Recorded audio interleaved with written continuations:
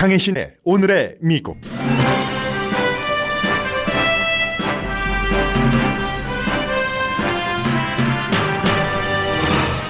바이든 행정부 들어서 북한이 첫 번째 단거리 미사일을 발사했습니다. 이 시점 북한의 미사일 발사는 당연하기까지 하지만 미사일 발사 전후의 처신은 전과 달랐습니다. 한국과 미국의 반응도 전과 크게 달라서 주목됩니다. 애틀란타와 콜로라도주 총격 사건 이후 대통령과 부통령이 거듭 총기 규제를 촉구하지만 연방 상원에서의 통과 가능성은 불투명합니다. 한국의 사위라고 불리는 메릴랜드 주지사가 미국의 리더들이 아시아계 혐오 범죄에 대해 목소리를 내고 의회도 관련법을 만들어야 한다는 주장을 하고 있습니다. 콜로라도 볼더 총격 사건 용의자의 범행 동기는 적어도 며칠이 지나야 윤곽이 보일 것이라고 수사 당국이 밝혔습니다. 21살의 용의자는 시리아에서 3살 때 이민 왔으며 자신의 이름이나 종교 등에 대해 놀림감이 된 이후 반사회적, 피해망상 등의 정신질환 증세가 심각해졌다고 가족이 밝힙니다. 미국 스몰 비즈니스 오너의 약 반 정도가 올해까지 운영할 수 없을 것이라는 두려움을 갖고 있습니다. 트럼프 전 대통령이 소셜미디어를 만든다는 발표가 나왔지만 여러 장애로 성공하기 힘들 것이라는 전망도 나옵니다. 텍사스주를 포함한 미국의 여러 주에서 다음 주부터는 모든 성인의 백신 접종이 가능해집니다. $1,000,000짜리 로또 티켓을 잃어버렸다가 다시 찾은 사람이 있습니다. 여러분 안녕하십니까? 오늘의 미국 강혜신입니다. 오늘은 먼저 바이든 행정부가 지금 풀어야지 되는 국제정책 한 가지, 그리고 미국 국내에서 가장 중요한 정책, 이 문제를, 정책이라기보다 이슈를 어떻게 풀어야지 되는가, 이 두 가지부터 전해드리겠습니다. 먼저 첫 번째는 북한이 주말에 단거리 미사일을 2발을 북한 서해에서 발사를 한 건데, 남포요. 그런데 이제 이 내용이 어떻게 됐냐면, 보통 이제 북한이 미사일을 발사하면은 발사하기 전에도 얘기를 하고 발사하고 나서는 우리가 훌륭하게 이렇게 해냈다 하고 선전을 합니다. 그런데 이번에는 북한도 그런 것이 없었고 미국에서도 한국에서도 알고 있으면서도 발표하지 않았습니다. 그래서 이제 이런 때 항상 언론의 역할이 있는 거죠. 워싱턴 포스트가 어제 이제 로스앤젤레스 시간으로 오후에 서부 시간으로 12시 조금 넘어서 이 내용을 인터넷에 실었습니다. 미국이 해외의 정보에 의해서 이것을 파악했다라고 지적을 하면서 뉴스원은 이런 경우에는 발표를 할 수가 없죠. 그리고 실제로 여러 관련 부처에 워싱턴 포스트가 뭐 좀 해달라라고 얘기를 해도 잘 해주지 않았습니다. 그러자 그 뒤에 이제 한국 국방부에서 확인을 해줬고, 한국 국방부에서 확인을 해준 이후에 바이든 대통령을 포함해서 아주 길게 말하고 이런 것은 아니지만 미국의 입장도 나왔는데, 이게 미사일을 발사한다는 것은 얼마 전에도 말씀드렸습니다마는 항상 북한은 한국 정부나 미국 정부, 특히 미국 정부가 바뀌었을 때 테스트해 볼 겸 뭔가 지렛대를 갖기 위해서 갖고 있는 군사력을 과시를 하죠. 하면서 살살해라 우리에게 이런 경고 비슷한 것을 주는데, 북한은 이번에 그런 것이 없었기 때문에 그 전에 이제 김여정이 김정은 위원장의 대변인과 마찬가지이기 때문에요. 한미 합동군사훈련에 겨냥을 해서 이제 끝났죠, 지난주에. 그래서 한국에 대해서 마구마구 성명을 여러분들께 좀 읽어드렸습니다. 한국을 마구마구 비난을 하고, 비난이라는 단어가 너무 점잖은 단어예요. 그리고는 맨 마지막 문장에 미국도 4년 동안 발 뻗고 잘 자려면은 알아서 해라, 알아서 하쇼, 이런 형태로 쓰고 난 뒤에 여러분들께 그 당시에 미국의 전문가들이 보고 있는 것을 말씀드렸을 때, 북한이 곧 단거리 미사일을 발사할 수도 있고 단거리에서 탄도미사일까지 미국까지 닿을 수 있는 그 같은 그 발사도 할 수 있다고 전문가들은 예상한다고 말씀을 드렸습니다. 그 예상대로 된 거예요. 단거리입니다. 그런데 북한 조용하게 전으로 조용했었고요. 시점도 중요한데 지금 미국의 국방장관과 국무장관이 일본, 한국, 그전에는 이제 한국을 제외해서 미국과 일본, 인도, 호주가 회의를 했고 북한 문제를 포함을 해서 그리고 다음 주에는 이제 그 미국의 국가안보보좌관 잭 설리번 보좌관의 카운트파트들이 한국의 뭐 국가안보보좌관, 일본의 국가안보보좌관이 미국에를 옵니다. 그렇게 해서 다시 한번 미국의 대북한 정책이 마무리가 되는 거죠. 아직 미국이 이렇다 하고 대북한 정책을 수립을 하지 않았거든요. 그것을 수립하기 전에 북한이 한미 합동 군사훈련도 겨냥을 할 겸 뭐 이렇게 해서 쏘기는 쏘았는데 그렇다고 북한도 뭐 미국과 원수 척지고 싶지 않은 겁니다. 지금 대화는 하고 싶은 겁니다. 다만 대화를 할 때 좋은 위치를 차지하고 싶어 하면서 봐라. 우리와 대화하지 않고 하면은 지금은 미국이 대화를 하자고 해도 안 받아주면서요. 끝까지 가면은 우리는 날마다 이렇게 기술이 발전해 하는 것을 지금 그 보여주는 거고요. 그리고 한국은 이제 그 워싱턴 포스트에 이런 보도가 나가고 나서 뭐 미국에서도 전체적으로 뭐 CNN, 뭐 뉴욕 타임스 등의 모든 매체가 워싱턴 포스트를 인용을 하고 추가 이제 취재를 해서 보도를 하고 있는데 한국 국방부가 알았지만 발표하지 않았다. 그리고 이것도 미국 국방부와 합의하에 당연히 합의했겠죠. 며칠 전에 국방장관들도 만나고 미국 국방장관, 국무장관이 문재인 대통령을 만나서 가장 중요한 것이 이 북한 문제에 대해서도 양측이 양 국가가 합의를 해야지 된다라고 말씀을 드렸었습니다. 그래서 이제 그 지난해 4월에도 북한이 그 단거리 미사일을 발사를 했는데 그때는 한국 국방부에서 발표를 했었죠. 이번에는 워싱턴 포스트가 보도를 안 했다면 그냥 북한도 우리가 그 뭐 당신네들에게 뭐 이거 경고를 하겠어 하면서도 너무 크게 해서 너무 화나게 하고 싶지 않은 거죠. 그런 마음은 있었지만 그러니까 서로 체면 차리는 체면 차리면서 문제를 크게 만들지 않고 덮고 싶었는데 워싱턴 포스트 때문에 할 수 없이 한국 국방부도 발표를 하게 된 거죠. 미국의 반응은 그렇습니다. 유엔 안전보장이사회의 결의안 위반이 아니다. 유엔 안전보장이사회 결의안 위반이 아니다.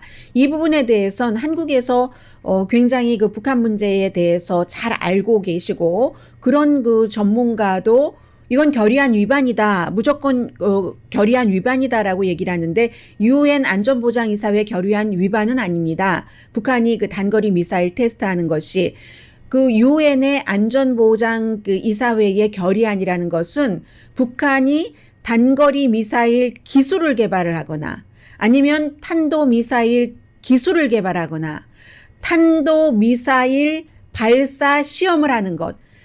그러니까 이 탄도미사일은 장거리잖아요. 단거리가 아니잖아요. 단거리 미사 테스트는 유엔 그 안전보장 결의안에 포함되지 않습니다. 그렇기 때문에 바이든 대통령도 유엔 안전보장이사회의 그 결의안 위반이 아니다라고 얘기를 하는 겁니다.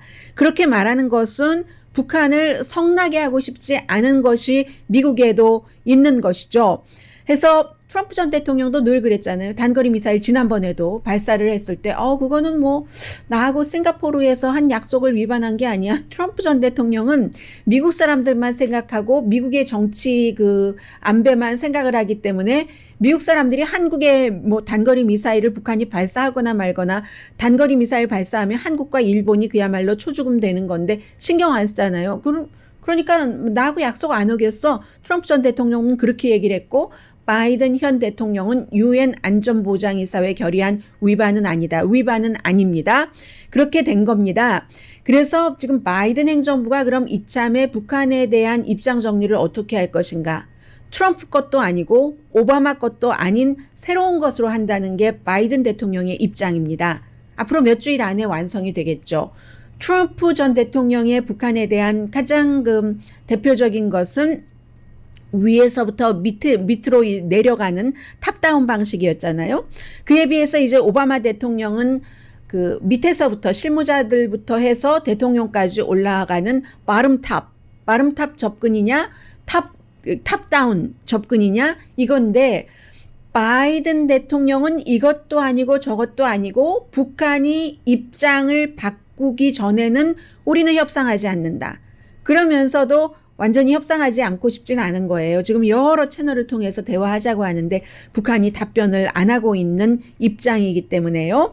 그리고는 이제 지난주에 굉장히 강한 것 하나를 터뜨렸죠. 중국에도 그런 것을 하고 있는데 바이든 행정부가요. 바이든 대통령이 이제 말레이시아에서 재판을 받게 된 북한 시민을 미국으로 송환을 해서 재판을 받게 하는 이런 것들이요. 이 말레이시아도 합의를 한 겁니다. 그 북한 시민을 미국으로 넘겨줘서 미국 법정에서 재판을 받게 하는 이런 강한 정책을 쓰기도 하면서 마무리 단계, 대북 정책 마무리 단계에 이런 일이 있는 것이고요. 그에 비해서 한국은 굉장히 보드랍게 해주기를 원하고 북한에 대해서 미국이 대화를 원하니까 한국과 미국의 입장은 너무 다르기 때문에 한국은 기본적으로는 이제 같은 한 민족이다 하는 것도 있고 지형적으로도 그렇고 통일이 되지 않으면 뭐 5천만 인구 가지고 그 반쪽 땅덩어리 가지고 무엇을 하겠는가 하는 생각이 한국의 그 진보적인 시각에서는 당연하게 생각되는 것이기 때문에 북한과 대화를 하기를 원하는 것이고요. 그리고 이제 여기서 육자회담 형태를 갈 것인가 아닌가 이게 문제인 건데 한국과 일본이 지금 그 미국에 대해서 얘기를 할 때 육자회담 형태를 하지 말기를 원한다는 겁니다. 그 미국으로 볼 때도 마찬가지예요. 육자회담을 그 당시에는 육자회담이라는 그 틀 안에서 해야지만 되기 때문에 미국이 중국에 끌려다녔던 적도 많습니다. 결론적으로는 중국이 안 해주면 북한과 미국과의 이 핵 문제가 풀리지 않는데 그러니까 이제 그 중국에 대해서도 당시에 뭐 오바마 행정부라든가 뭐 트럼프 행정부 초기도 마찬가지예요. 너무 무역 문제에 대해서 강하게 할 수 없었고 그리고 지금은 중국이 미국이 원하는 대로 북한을 강하게 압박해 주는데 흥미를 이미 잃었습니다. 그리고 러시아도 마찬가지예요. 러시아도 뭔가 북한 핵 문제가 잘 풀려서 미국이 뭐 한반도 내지는 아시아에서 어떠한 그 영향력을 새로 다져갈 때 미국의 민주주의가 거기에 더 깊이 뿌리 박는 것을 러시아의 블라디미르 푸틴이 절대로 좋아할 리가 없습니다.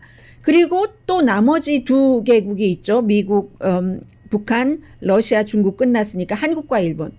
한국과 일본은요. 지금 같은 방에 마주 앉아 있는 것조차 싫어하는 국가가 됐습니다. 현 그 행정부끼리의 어떠한 그 케미스트리는 그렇게 돼 있거든요. 그렇기 때문에 육자회담을 고집을 할 것인가 안 할 것인가 이 문제도 지금 그 트럼프 대통령에 이은 그 바이든 대통령은 굉장히 그 고민을 해야지 되는 부분이고 분명한 것은 북한이나 미국이나 한국이나 전부 그 강함 적대성 여기서 어떠한 군사력까지 무슨 그 돌발 사건으로 인해서 터지는 것으로 가는 것보다는 전부 다 이 3개국이 전부 문제를 좀 대화로 외교적으로 푸는 것을 원한다. 미국이요. 이것은 바이든 행정부뿐만이 아니라 민주당 행정부는 외교 문제에 있어서 군사력을 쓰는 것보다는 언제나 외교적으로 이 외교 문제를 말로 푸는 것을 원합니다.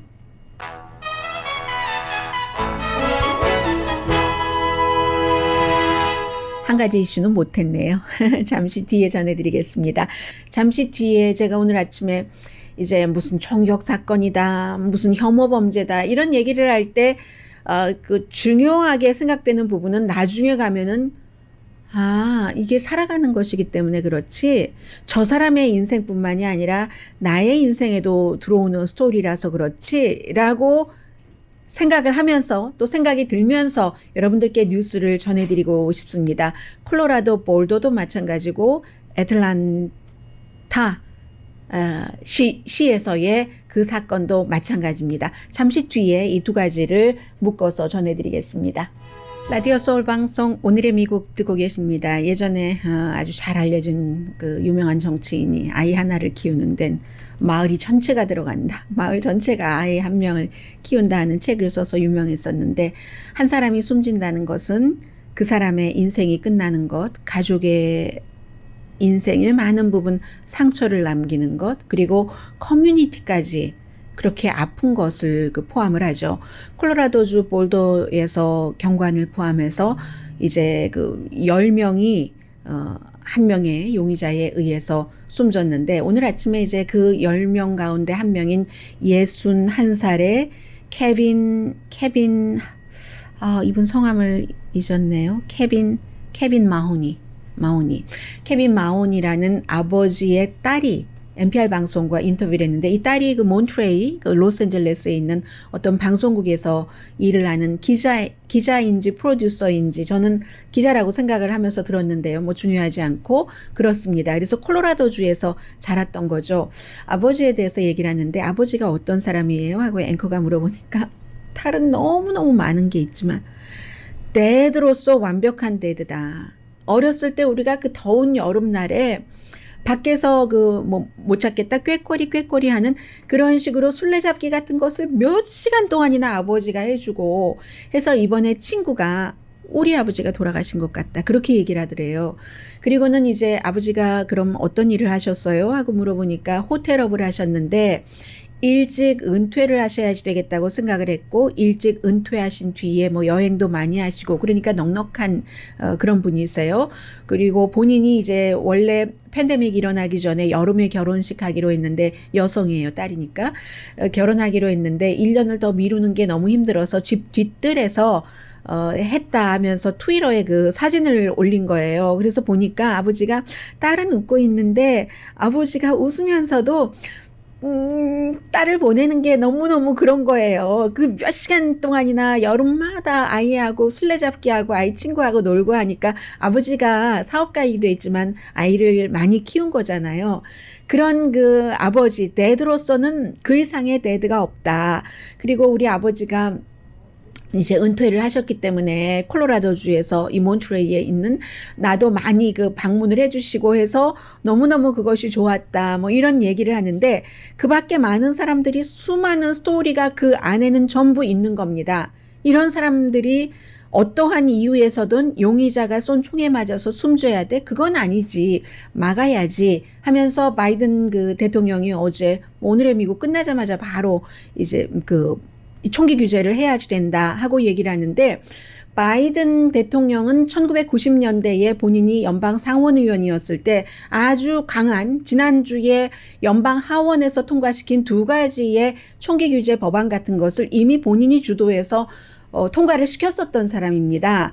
그런데 그게 안 되는 거죠. 아무래도 총기 규제는 공화당이 너무 반대를 하기 때문에 전국 총기협회에서 공화당에 들어가는 그 선거 기금이 어마어마합니다. 한 사람 앞에 뭐 몇천 달러, 몇 천만 달러, 몇 백만 달러 이렇게 다 주고 있기 때문에 그래서 이제 그게 안 됐는데 이번에도 하원에서는 통과가 됐어요.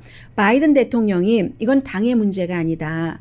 미국 사람들의 이슈, 미국인 이슈다라고 얘기하면서 신원조회하는 것과 그리고 이제 살상무기는 금지하는 것. 이 살상무기에 대해서는 캘리포니아주는 굉장히 까다롭지만 주에 따라서 그 총기 문화가 다르기 때문에 무척 너그러운 헌법 제2조에 따라서 수정헌법 굉장히 너그러운 주도 있잖아요. 이것을 전국적으로 신원조회 확인하는데 며칠 대기 기간을 두고 또 살상무기는 뭐 절대로 주지 않고 이런 것을 해야지 된다라고 얘기를 하고 또 뭐 해리스도 마찬가지고 어제 보니까 버락 오바마 전 대통령도 총기에 대해서 그렇게 하려고 했다가 안 됐잖아요. 공화당이 다수당이었기 때문에.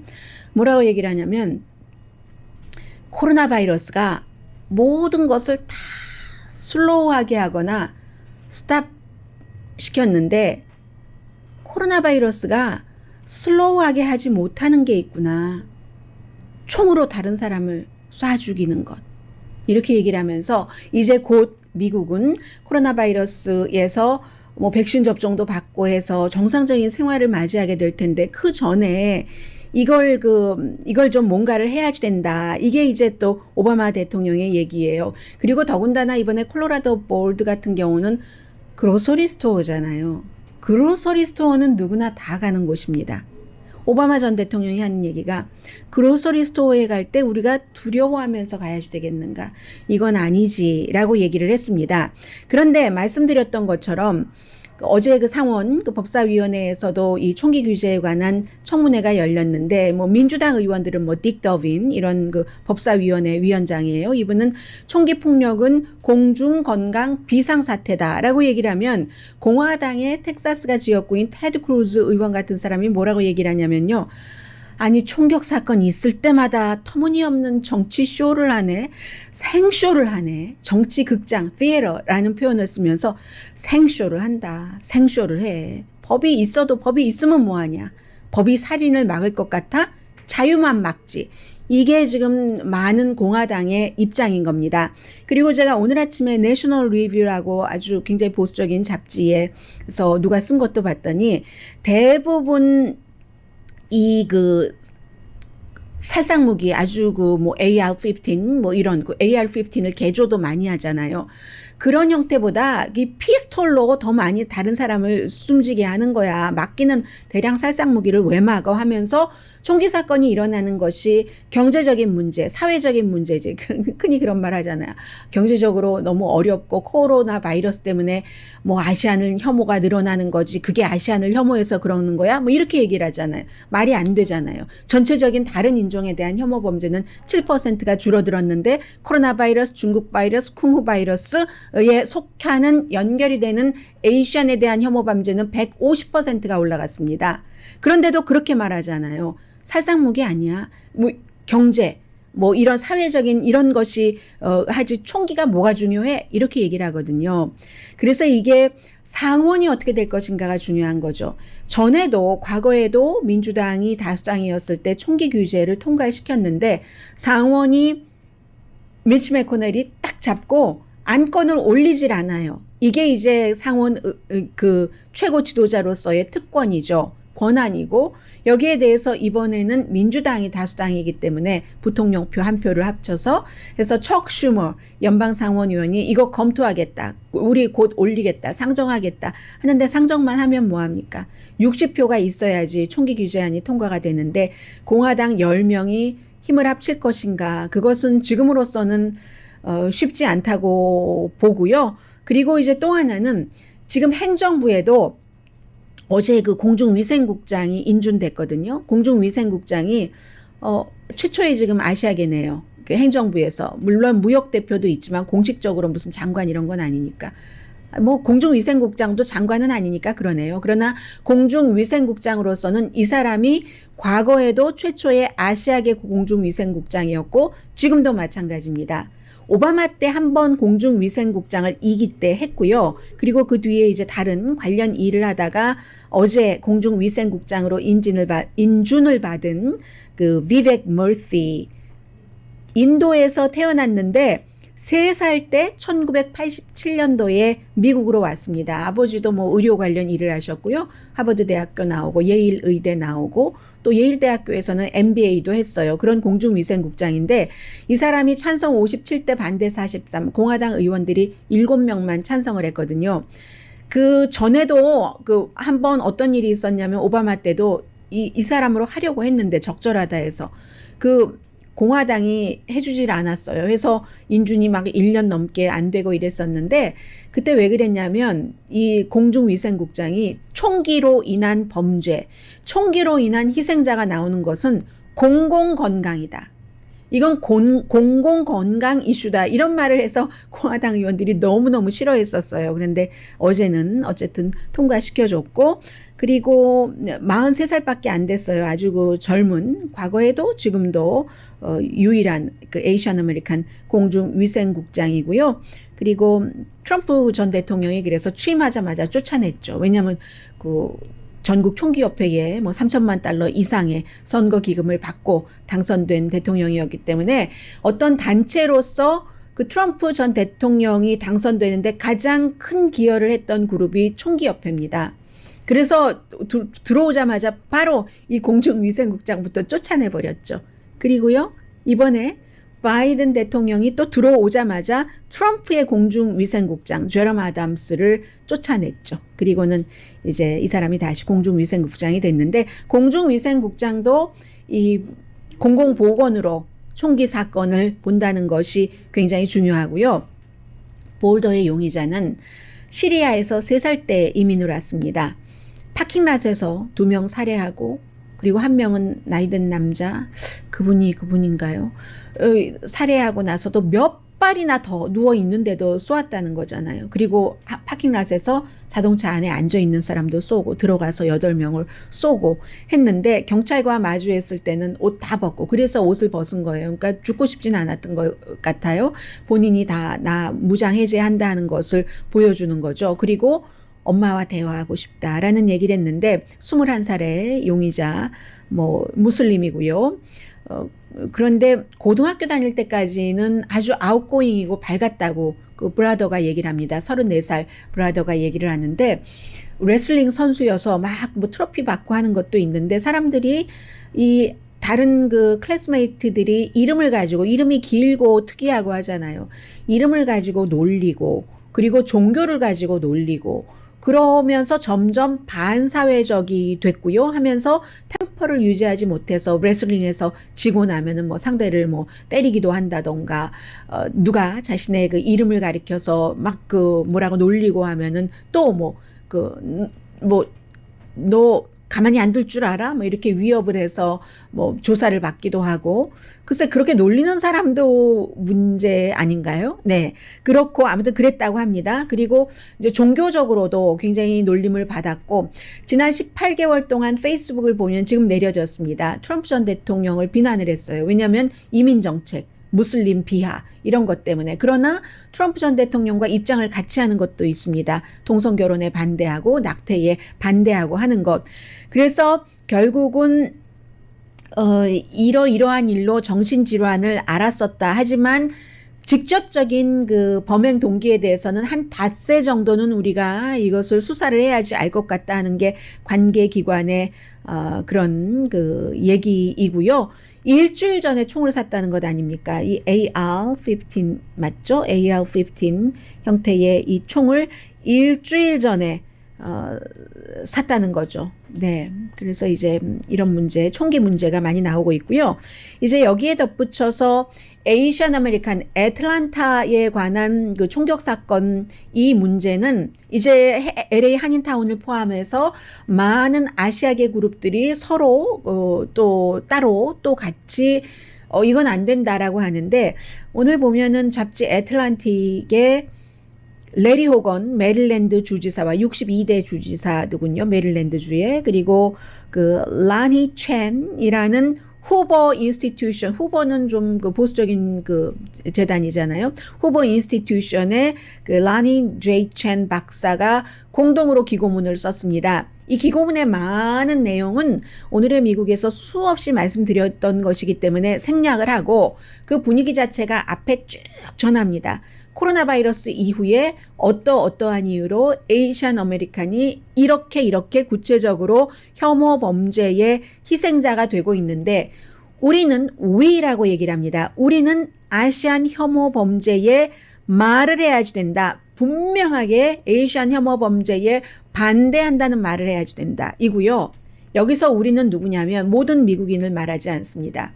미국의 지도자, 자신과 같은 정치인, 입법을 하는 사람들, 그런 사람들, 또 민간에서, 공공기관에서 그런 영향력 있는 사람들이 에이시안 혐오 범죄에 대해서 대응을 해야지 되는데, 너무 작은 소수의 사람들만이 에이시안 혐오 범죄에 대해서 영향력 있는 사람들이 얘기를 한다는 거예요.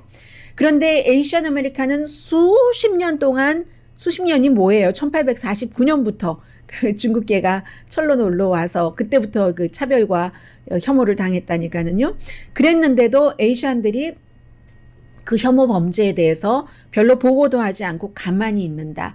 가장 중요한 이유는 별로 들어주지도 않고, 내가 그런다고 바뀌겠어? 괜히 너무 튄다고 찍히기나 하지? 이런 생각들이 있기 때문에 주목받지 못하니까 달라지지도 않을 거면서 해서 그렇다라고 얘기를 하면서 리더들에게 고하노니 공공, 민간 분야, 정치계가 분명하고 강하게 혐오 범죄를 비난해야지 됩니다. 그리고 말로만 비난하는 것이 아니라 행동이 따라줘야지 되는데 우리 메릴랜드주에서는 지금 순찰을 많이 늘려서요. 메릴랜드주에서 에이시안 아메리칸들이 스몰 비즈니스를 하시는 분들이 더 안전하게 사업을 하실 수 있도록 하고 캠페인도 합니다. 피해자와 목격자에게 그런 피해 입은 것, 목격한 것에 대해서 신고를 하시라고 라고 얘기를 하면서 정책 위반자들은 영어가 충분하지 않은 그런 많은 에이시안 아메리칸들이 이 같은 피해자가 되지 않도록 도울 수 있는 법을 마련을 해야지 됩니다. 이게 지금 에이시안 아메리칸계 며칠 전까지 뭐 거의 200개 그룹이 됐거든요. 200개 그룹이 3억 달러를 모았어요. 그리고 의회에 다음해 예산에서 2억 달러를 더 추가를 해라. 그래서 교육도 시키고 그리고 피해자를 돕기도 하고 재정적으로 하는 이것을 요구를 하고 있거든요. 레리 호건 메릴랜드주 주지사가 똑같은 얘기를 하는 겁니다. 정책 위반자들이 이 같은 법을 만들어야지 되고 연방 검사는 더 철저하게 수사하고 기소해야지 된다. 철저하게 기소해야지 된다라고 얘기를 하면서 리더들은 모든 미국인들에게 미국이라는 나라가 우리는 하나의 나라라는 것을 강조를 해야지 된다. 뭐 교육적인 면에서, 캠페인적인 면에서요. 인종, 출신국가 상관없다. 아시안 혐오 범죄 폭력을 이겨야지 된다라고 얘기를 하면서 우리가 그렇게 해야지 된다고 리더를 얘기를 했잖아요.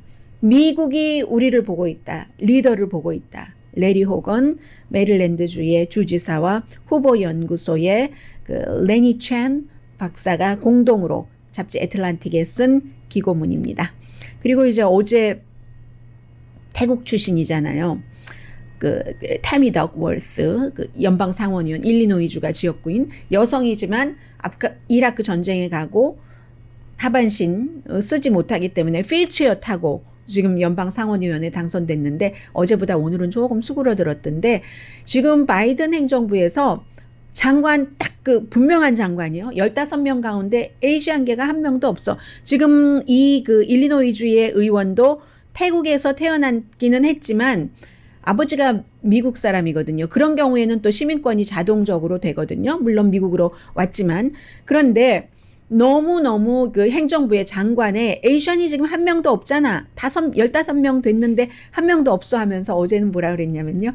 이 바이든 대통령이 에이시안계 장관 지명을 하기 전까지 난 바이든 대통령이 지명한 모든 사람에 대해서 상원 인준 투표에서 반대하겠어 라고 얘기를 하다가 그건 좀 지나친 거잖아요. 오늘 아침에 그러진 않는다고 수정을 했고 또 하와이계의 상원의원도 있잖아요. 하와이계 상원의원이 하와이에 살고 계시는 분들이 더 익숙하시겠죠. 마지 히로노 의원도 마찬가지로 이 일리노이주의 태국 출신의 덕 월스 의원과 같은 주장을 지금 하고 있습니다. 물론 무역대표의 대만계지만 무역대표도 뭐 장관 뭐 이런 포지션은 아니니까 이런 일이 있어야 에이시안 아메리칸의 혐오 범죄, 에이시안 아메리칸이 힘든 일이 있을 때 앞으로 나선다는 거죠. 그렇지 않는 정치인들도 있긴 있어요. 에이시안 아메리칸 얼굴, 에이시안 아메리칸이라는 그러한 인종적인 구분을 갖고 있지만 화이트 아메리칸을 위한 정책에 찬성표를 던지는 의원들도 있기는 있죠.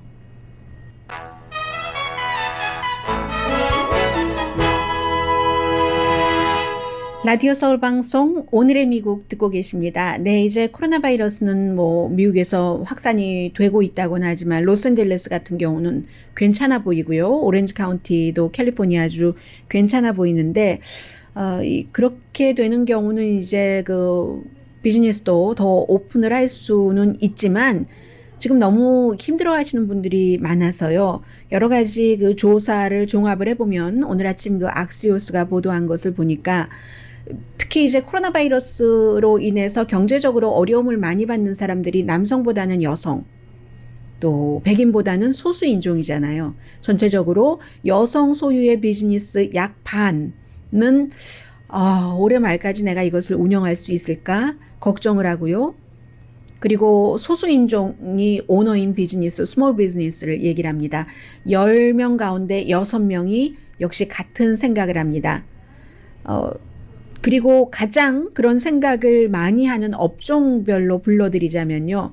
미장원과 캐터링이 63%의 스몰 비즈니스 주인들이 올해까지 할 수 있을까? 올해 하반기, 내가 전반기는 어떻게 넘긴다 하더라도 할 수 있을까? 그 다음 60%가 사진 관련, 뭐 결혼식, 뭐 이벤트 같은 거겠죠. 그리고 엔터테이너즈 56% 역시 결혼식, 뭐 이벤트 관련 뭐 노래하는 사람, 연주하는 사람, 사회 보는 사람 전부 포함이 되고 그 다음이 짐입니다. 54% 식당과 바가 술집이 52% 올해 말까지 정말 버틸 수 있어? 그 다음에 이제 소매업, 여행 해서 전국적으로 평균적으로는 45%가 버틸 수 있을지 모르겠어 라고 생각을 하고 있고요. 실제로 한 30%는 문 닫을 것을 심각하게 고려를 하고 있답니다.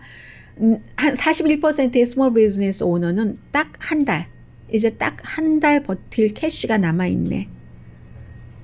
49%는 이달도 페이하지 못하겠네. 29% 스몰 비즈니스 오너만이 PPP요. 이 페이롤 체크 프로텍션 프로그램 PPP가 아주 제때 나를 도와주고 있네. 라고 답한 사람은 29%밖에 안 됩니다. 힘드신 거예요. 그리고 이제 트럼프 그 전 대통령의 소셜미디어 만든다는 것에 관심을 갖고 계신 분들이 굉장히 많으실 것 같습니다. 오늘 아침에 NPR 방송이 1, 2, 3, 4 네 가지 이유를 들어서 이게 쉽지 않을 것이다 라고 얘기를 하는데 트럼프 전 대통령에게 관심을 받고 또 하는 것은 생명수와 마찬가지잖아요. 정치적으로도 마찬가지고 그런데 문제가 우선 첫 번째는 대규모의 어필할 수 있는가. 페이스북이나 무슨 뭐 트위터나 유튜브나 인스타그램 이런 것은 이미 인지도가 있기 때문에 그래서 새로 뭔가를 만든다 하면은 그 정도로 될까? 뭐 사람들이 그쪽으로 실어간다 하더라도 그게 될까?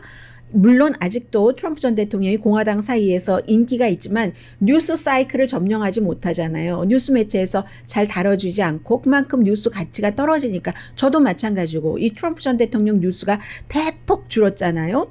파워 네트워크들은 이미 딱 구성이 돼서 새로운 네트워크를 트럼프 전 대통령이 만들면 힘들다는 얘기입니다. 두 번째, 이 한 달이나 두 달 안에 할 것이다라고 얘기를 했는데 성공하려면 특징이 있어야지 되는데 틱톡 하면은 비디오 그리고 또 그 클럽하우스 같은 경우는 오디오만 한데 이미 비디오만 있고 오디오만 있고 다른 것이 다 있기 때문에 또 가능한가. 세 번째는 지금도 정치 이슈가 과잉이다라고 선거 끝난 이후에 생각하시는 분들이 굉장히 많으시답니다. 그리고 저널리스트들도요, 뭐 새로 뭔가를 소셜미디어를 만들어서 한다고 할 때 잘 따라가지 않는다는 것은 보도도 안 해준다고 하는 것이고, 뭐 그런 얘기고요. 네 번째는 트럼프 전 대통령 자신의 브랜드 문제입니다.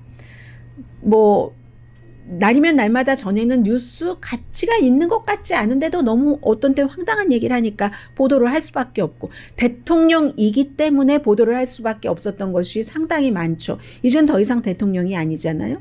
은행이나 부동산 업계에서도 다 트럼프 전 대통령과 손을 끊고 있는데 뉴욕에서 범죄 수사하죠. 조지아주에서 선거 범죄 수사하고 있죠.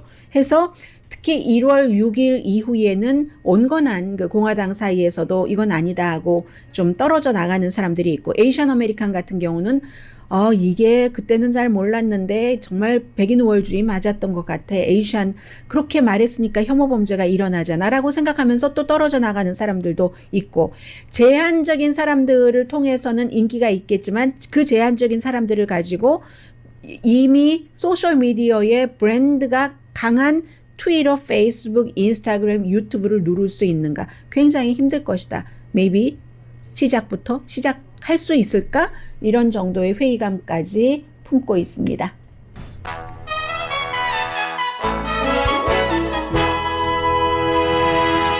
라디오 서울 방송 오늘의 미국 듣고 계십니다. 제가 좀 전에 마지막에 그 로또 광고가 나왔는데요. 로또에 대해서 잠시 뒤에 말씀드릴게요. 이제 어제 오하이오주를 그 트럼프 전 대통령이 아니라 바이든 현 대통령이 방문을 해서 경기 부양책에 관해서 많이 홍보를 하면서 오바마 케어 가입 기간을 지난번에 늘려서 5월 며칠까지죠. 15일까지인데 그것을 또 3개월 연장을 한답니다. 왜냐하면 이제 그게 이 코로나 바이러스 경기 부양책 안에도 포함이 돼 있기 때문에요. 그리고 뭐 미시건주 이런 데는 굉장히 위험하지만 시카고도 위험하지만 텍사스주는 다음 주에 모든 성인이 백신 접종이 가능하다라고 발표를 했어요. 월요일부터. 그리고 인디애나주는 수요일부터, 조지아주는 목요일부터. 지금까지 이미 모든 그 성인들이 가능한 그런 곳이 있죠. 웨스트 버지니아와 알래스카와 미시시피 등은 가능한데 텍사스주가 지금 그 600만 명은 적어도 1명 접종받았고 300만 명은 2번 다 완전히 접종이 끝난 거예요. 그렇게 돼서 이 그 바이러스 문제는 굿뉴스도 있고 배드 뉴스도 있고 하는데 미시건주 같은 경우가 지난달 같은 주에 비하면 지난주에 케이스가 17,000 케이스가 나왔는데 그게 300%가 늘어난 거거든요. 백신 접종을 아무튼 그 빨리 해야지 된다. 지금 일단 백신이 변이 접종에 어떻게 반응하는가도 보고 그리고 무슨 일이 있어도 빨리 해야지 된다 하는 겁니다. 테네시주에서요. 스파르타라는 작은 마을이라죠. 닉 슬래튼 씨가 백만장자가 된 거예요. 로또에 당첨이 돼서 너무 좋아서 피앙세에게 전화하고 가족에게 전화하고 일생일대의 기회를 잡았어. 일생일대의 기회를 잡았어. 막 흥분하고 달려가다가 나중에 보니까 로또 티켓을 잃어버린 겁니다. 야, 기회를 잃어버렸네 하다가 왔던 길을 잘 가서 어떤 오로샵에 누군가의 자동차 운전석 가까이에서 그 티켓을 다시 찾은 거죠. 일생의 그 기회를 다시 찾은 겁니다. 그래서 앞으로 일은 하지만 집은 일단 산다고 하더군요. 강혜신이었습니다.